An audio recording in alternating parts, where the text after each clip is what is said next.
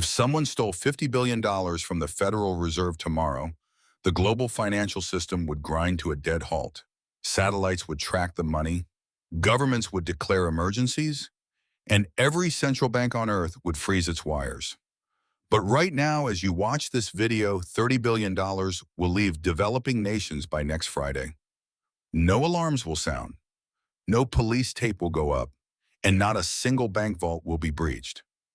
Because the largest transfer of illicit wealth, both in human history, doesn't happen on the dark web or inside Swiss bank briefcases. It happens on shipping manifests, in broad daylight, stamped and approved by customs officers who have no idea what they're looking at. Every year, Global Financial Integrity analyzes millions of trade transactions across 134 developing countries.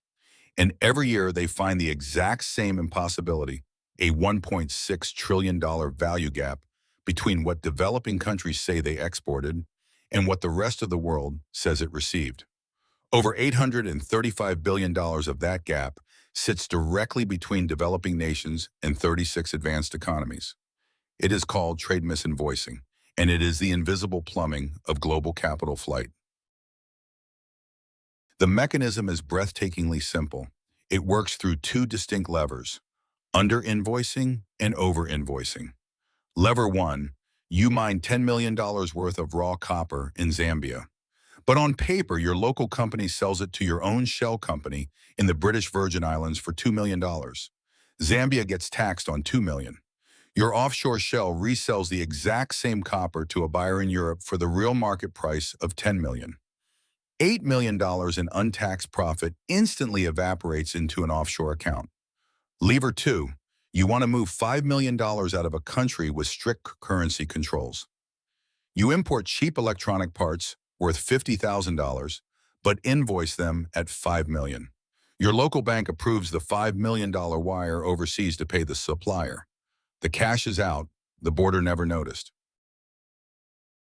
According to the United Nations Conference on Trade and Development, Africa loses $88.6 billion every single year to illicit financial flight.